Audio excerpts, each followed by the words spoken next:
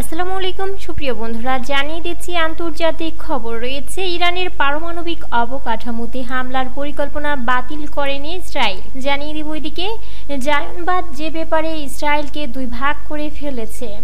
জানিয়ে দিব আরও ইসরায়েলকে ডক্টর ইউনূসের 1000 কোটি টাকা দেওয়ার তথ্য ভুয়া, প্রেস উইং ফ্যাক্ট। বিস্তারিত জানিয়ে দিচ্ছি সুপ্রিয় বন্ধুরা। তার আগে অবশ্যই আপনারা আমাদের আইটিটিভি নিউজ বিডি ইউটিউব চ্যানেলটি সাবস্ক্রাইব করবেন এবং বেল বাটনে ক্লিক করে রাখবেন। শুরুতেই ইরানের পারমাণবিক অবকাঠামোতে হামলার পরিকল্পনা বাতিল করেনি ইসরায়েল। ইরানের পারমাণবিক অবকাঠামোতে হামলা চালানোর পরিকল্পনা এখনও ইসরায়েলের পক্ষ থেকে বাতিল হয়নি, অথচ এ ধরনের কোনো পদক্ষেপ আপাতত সমর্থন দিতে অনীহা প্রকাশ করেছেন মার্কিন প্রেসিডেন্ট ডোনাল্ড ট্রাম্প। পুরো বিষয়টি নিয়ে অবগত এক ইসরায়েলি কর্মকর্তা এবং আরও দুই ব্যক্তির বরাতে ব্রিটিশ বার্তা সংস্থা রয়টার্স এ খবর জানিয়েছে। নাম প্রকাশে অনিচ্ছুক ওই ব্যক্তিরা জানিয়েছে, গত কয়েক মাস ধরেই ট্রাম্প প্রশাসনের কাছে ইরানের হামলা করার কিছু পরিকল্পনা পেশ করে আসছে তেল আবিব। আসন্ন বসন্ত ও গ্রীষ্মকালকে প্রস্তাবিত হামলার সময় হিসেবে নির্ধারিত করা হয়েছে। বিমান হামলা এবং কমান্ডো অভিযানের মিশেলে প্রস্তাবিত ওই পরিকল্পনা বাস্তবায়িত হলে ইরানের পারমাণবিক কর্মসূচি অন্তত 1 বছরের জন্য পিছিয়ে দেবে বলে বিশ্বাস করে ইসরায়েল। ইরানকে যে কোনো মূল্যের পারমাণবিক অস্ত্র অর্জন থেকে বিরত রাখতে অঙ্গীকারবদ্ধ ইসরায়েলি কর্মকর্তারা। দেশটির প্রধানমন্ত্রী বেনিয়ামিন নেতানিয়াহু দাবি করেছেন, ইরানের সঙ্গে আলোচনার চূড়ান্ত ফল হতে পারে পারমাণবিক কর্মসূচি সম্পূর্ণরূপে বর্জন করা। তবে তাদের এই প্রস্তাবে আপাতত সমর্থন দিতে অনীহা জানিয়েছে যুক্তরাষ্ট্র। বুধবার দ্য নিউ ইয়র্ক টাইমসের প্রকাশিত এক প্রতিবেদনে বলা হয়, চলিত মাসের শুরুতে হোয়াইট হাউসে নেতানিয়াহুর সঙ্গে বৈঠক করেছেন ট্রাম্প। সেখানে এই প্রসঙ্গ উত্থাপিত হলে মার্কিন প্রেসিডেন্ট স্পষ্ট জানিয়ে দেয় যে কূটনৈতিক উপায়ে ইরানের সঙ্গে দ্বন্দ্ব সমাধানই আপাতত তাদের অগ্রাধিকার তালিকায় রয়েছে। উল্লেখ্য, ইরান ও যুক্তরাষ্ট্রের মধ্যে শনিবার আয়োজিত এক আলোচনা শেষে ইরানি পররাষ্ট্রমন্ত্রী আব্বাস আরাকি বলেছে, তাদের মধ্যে ফলপ্রসূ আলোচনা হয়েছে। এদিকে যুক্তরাষ্ট্রের সমর্থন ছাড়াই হামলার পরিকল্পনা এখনও বিবেচনায় রেখেছে ইসরায়েল। প্রাথমিকভাবে প্রস্তাবিত পরিকল্পনার তুলনায় যথেষ্ট সীমিত পরিসরের একটি হামলা নিয়ে যাচাই বাছাই করছে তারা, যেখানে যুক্তরাষ্ট্রের সামান্য সমর্থন পেলেই তারা কাজ চালিয়ে নিতে পারবে। অবশ্য এই পরিকল্পনা কবে কার্যকরের চেষ্টা হবে অথবা আদৌ ইসরায়েল অগ্রসর হবে কিনা সেটা এখনও পরিষ্কার নয়।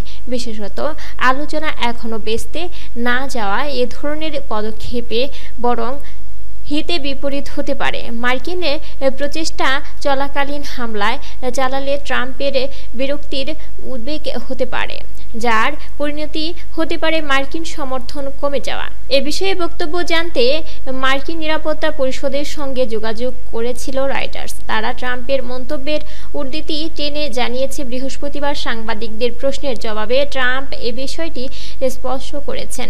তিনি ইসরায়েলের প্রস্তাব পুরোপুরি খারিজ করেননি ঠিকই, কিন্তু তেহরানের বিরুদ্ধে সাময়িক কোনো পদক্ষেপ নিতে তাড়াহুড়ো করতে চান না। ট্রাম্প বলেছিলেন, আমি মনে করি দুর্দান্ত একটি দেশ হিসেবে নিজেদের গড়ে তোলার এবং মৃত্যুর হাত ছানি এড়িয়ে সুখের শান্তিতে বসবাস করার সুযোগে ইরানের রয়েছে। আমিও এটি চাই।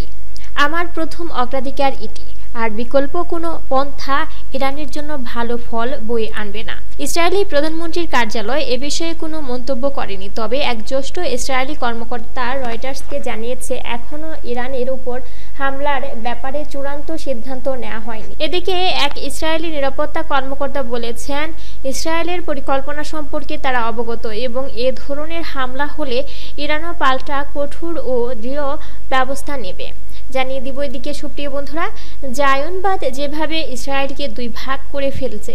এ মাসের শুরুতে ইসরায়েলের প্রধানমন্ত্রী বেনিয়ামিন নেতানিয়াহু যখন ওয়াশিংটন সফর থেকে ফিরলেন, তখন তার রাজনৈতিক প্রতিপক্ষ সাবেক প্রতিরক্ষা মন্ত্রী আক্রমণ চালানোর জন্য প্রচারণা শুরু করে।